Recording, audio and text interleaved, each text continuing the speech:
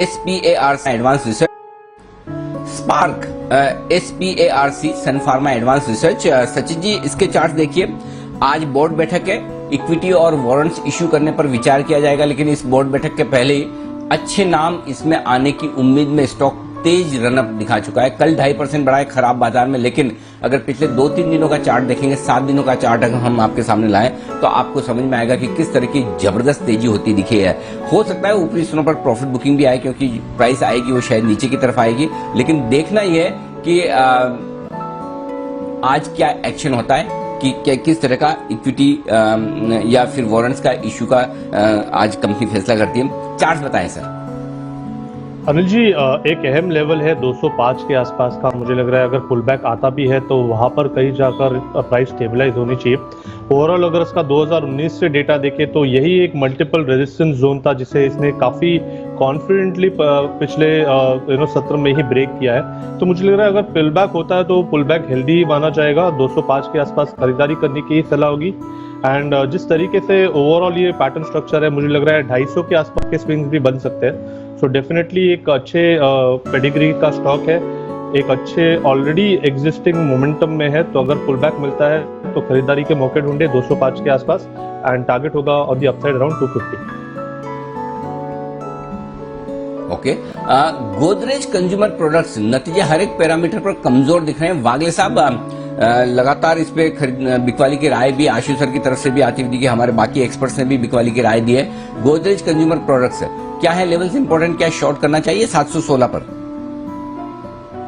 Anil ji good morning. Deepanshu good morning. Anil ji, मुझे लगता है पिछले कम से कम 2 हफ्तों से ये स्टॉक एक कंसोलिडेशन में है, जहां 700 का एक स्ट्रॉन्ग सपोर्ट है, 720 का एक स्ट्रॉन्ग रेजिस्टेंस है। तो शॉर्ट करना भी है तो 700 के नीचे अगर आज ओपन होता है या सस्टेन होता है, फिर मैं 680 670 की बात करूंगा। तो 700 के नीचे ही शॉर्ट करें। 700 अगर होल्ड करता है तो शायद वहां से अच्छा बाउंस बैक देखने को मिल सकता है।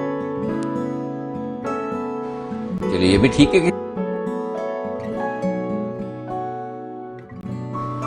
Good morning sir. स्टॉक का नाम है एसपी अपैरल्स। गारमेंट्स मैन्युफैक्चरिंग का कंपनी का कारोबार है, पूरी तरीके से इंटीग्रेटेड है। 75% से ज्यादा आय जो है इनकी एक्सपोर्ट से आती है। टाइम टेस्टेड है क्योंकि 30 साल से ज्यादा का अनुभव है कारोबार में। अब सीधा इसके ऊपर आते हैं कि स्टॉक आगे आने वाले समय में आपको बढ़िया रिटर्न्स क्यों देगा। दरअसल अगर आप देखें तो FY18 से लेकर सितंबर 2020 तक कंपनी ने जो है क्षमता विस्तार पर 200 करोड़ के आसपास का निवेश किया था, और 200 करोड़ में से अगर आप देखें तो करीब 175 करोड़, माफी जगह 150 करोड़ जो है ओन फंड्स जो है इस्तेमाल किए गए हैं। इसके दौरान जो है कर्ज बढ़ा केवल 48 करोड़, और अभी भी अगर आप देखें तो डेट टू इक्विटी बहुत ही शानदार नजर आता है। दूसरा सबसे बड़ा कारण है स्टॉक में तेजी आने का कि कंपनी के पास अगर आप देखें तो करीब 243 करोड़ के आसपास की लो कॉस्ट इन्वेंट्री है, और टेक्सटाइल कंपनीज में अगर आप देखें तो ये तेजी का बड़ा कारण हो सकता है, क्योंकि आगे जाकर कंपनीज को जो है इन्वेंट्री गेन्स होते हुए नजर आएंगे। तीसरा बड़ा कारण यह है कि कंपनी अगर आप देखें तो जैसा कि मैंने आपको बताया था कि इंटीग्रेटेड है, यानी यान की कीमतों में जो उछाल है इसका विपरीत असर कंपनी को नहीं देखने को मिलेगा। इनफैक्ट इसका बेनिफिट देखने को मिलेगा, क्योंकि 80% यान की जरूरत जो है एक कैप्टिव सोर्स से पूरी करते हैं। यानी इंडस्ट्री के मुकाबले अगर आप देखें, नॉन इंटीग्रेटेड प्लेयर्स के मुकाबले अगर आप देखें तो आगे जाकर इनके मार्जिन ज्यादा बेहतर देखने को मिलेंगे। पिछले 1 साल में अगर आप देखें तो प्रमोटर्स ने मार्जिनली अपनी हिस्सेदारी बढ़ाई है, लेकिन खास बात यह है कि जो DIIs हैं, इंस्टीट्यूशनल इन्वेस्टर्स हैं, इनकी रुचि स्टॉक में काफी ज्यादा नजर आती है। 14.73% के आसपास की जो है हिस्सेदारी इस कंपनी में DIIs होल्ड करते हैं। हाई ग्रोथ का कारोबार है, लेकिन फिलहाल अगर आप देखेंगे तो वैल्यूएशन आपको बहुत आकर्षक नजर आएंगी। सबसे ज्यादा बढ़िया कंपनी का साइज केवल 476 करोड़ के आसपास का मार्केट कैप है, और 7 टाइम्स फॉरवर्ड PE पर चल रहा है। यानी वैल्यूएशन के लिहाज से अगर आप देखेंगे तो सस्ता स्टॉक है। 0.8 टाइम्स प्राइस टू बुक है, 1 टाइम से भी कम है। 0.4 का डेट टू इक्विटी है, 1 टाइम से भी कम मार्केट कैप टू सेल्स है। और जैसा कि मैंने आपको बताया था कि हाई ग्रोथ कारोबार है, और पिछले 5 साल में अगर आप देखें तो कंपनी का मुनाफा जो है 41% CAGR की दर से बढ़ा है। यानी इतना अच्छा हाई ग्रोथ कारोबार आपको सिर्फ 7 टाइम्स का PE देकर मिल रहा है। अनिल जी, ये स्टॉक आगे जाकर कमाल करेगा। ओके, तो ये है एक स्टॉक। और अनिल जी, एक बार फिर से टेक्सटाइल स्पेस से ही एक बेहतरीन स्टॉक आशीष लेकर आ रहे हैं सर। बताएं इस स्पेसिफिक स्टॉक के बारे में आपको क्या पसंद है? दीप बढ़िया पोजीशन है कंपनी की। सबसे बढ़िया चीज है कि जो ग्लोबल रिकवरी होती दिख रही है, यूरोप और अमेरिका में जो इकोनॉमी ओवर हीटिंग की बातें हो रही है, स्पेशली अमेरिका में, उसका फायदा उठाने के लिए तैयार है कंपनी, क्योंकि ग्लोबल रिकवरी के साथ साथ 75% से ज्यादा रेवेन्यू अगर कंपनी का एक्सपोर्ट से आता है। और कंपनी ने हाल ही में जो सितंबर 2020 के नतीजे पेश किए थे, उसके बाद उन्होंने जो प्रेजेंटेशन दिया था, उसमें उन्होंने ग्लोबल डिमांड पर और ग्लोबल ऑर्डर्स, जो रिपीटेड ऑर्डर्स इनको मिल रहे हैं, उस पर बड़ा भरोसा जताया था और वहां पर प्राइसिंग पावर आता हुआ दिख रहा है। तो एक बड़ा कारण तो वो हो गया दीप, जिसकी वजह से इस कंपनी में आगे चलते हुए आपको बढ़िया एक्शन देखने को मिल सकता है। दूसरा बड़ा फायदा है कि कंपनी है ना अच्छा एक्सपेंशन प्लान कर चुकी है और इस एक्सपेंशन प्लान को करने के बाद उसका फायदा उठाने के लिए भी तैयार है। देखिए 200 करोड़ का एक्सपेंशन प्लान इन्होंने पूरा किया है पिछले साल, और उसको पूरा करने में सिर्फ 50 करोड़ का कर्ज बढ़ाया है। बाकी 150 करोड़ कंपनी ने अपनी इंटरनल अप्रूवल से, यानी कि खुद की कमाई से एक्सपेंशन प्लान पूरे किया, तो डेट बढ़ने नहीं दिया जाता। ये एक अच्छा संकेत है कि अब आपको एक्सपेंशन प्लान होने का फायदा तो मिलेगा और कर्ज ज्यादा नहीं है। इसी को देखते हुए इकरा ने इनका आउटलुक भी जो नेगेटिव था उससे स्टेबल किया, A+ रेटिंग है ही।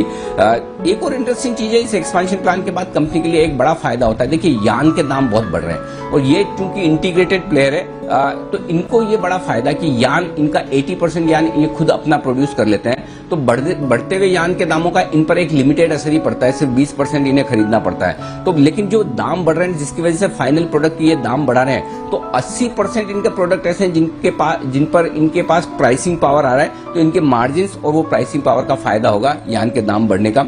ये और ऑलरेडी 243 करोड़ के आसपास की इन्वेंट्री इनके पास थी, जिसका भी फायदा मिलने वाला। तो ये एक एक्सपेंशन प्लान का और इंटीग्रेटेड प्लेयर होने का फायदा मिलेगा। और आखिरी बात है वैल्यूएशंस को लेकर, हम उम्मीद कर सकते हैं कि इस साल कंपनी लगभग 25 रुपए के आसपास की EPS करेगी, कैश EPS 30 रुपए के आसपास जा सकता है। तो 7-8 के P मल्टीपल पर स्टॉक बहुत सस्ता है, बुक वैल्यू से नीचे ट्रेड कर रहा है, सेल्स जितनी है उससे कम मार्केट कैप है, 62% प्रमोटर के पास है, 15% के आसपास फंड्स के पास होल्डिंग है, लगभग सारे बड़े लोकल फंड्स इसे होल्ड करते हैं। तो उस लिहाज से एक वेल पोजीशन है स्टॉक। मुझे लगता है 250 रुपए का टारगेट रखना चाहिए इस स्टॉक के लिए। यहां से बढ़िया एक्शन SP अपैरल्स में देखने को मिल सकता है। तो 250 रुपए टेक्सटाइल स्टॉक में तेजी है ही। मुझे लगता है अगले 3 से 6 महीने टेक्सटाइल स्टॉक्स के लिए बेहद इंटरेस्टिंग होंगे, यहाँ पर आपको फोकस करना चाहिए।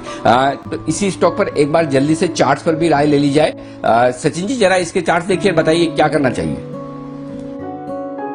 अनिल जी, जिस तरीके से पिछले 15 दिनों का डेटा है, यहाँ पर लगातार अपने 5-day एक्सपोनेंशियल मूविंग एवरेज के ऊपर इसने कंसिस्टेंटली अच्छी क्लोजिंग दिखाई है।